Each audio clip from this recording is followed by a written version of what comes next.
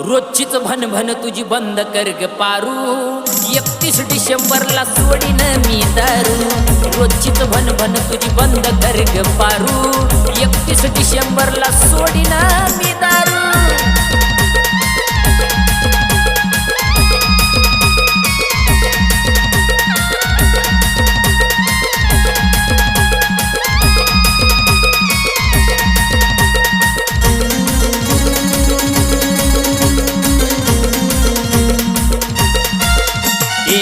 वचन होईल जेवढी तेवढीच मी पेईल ग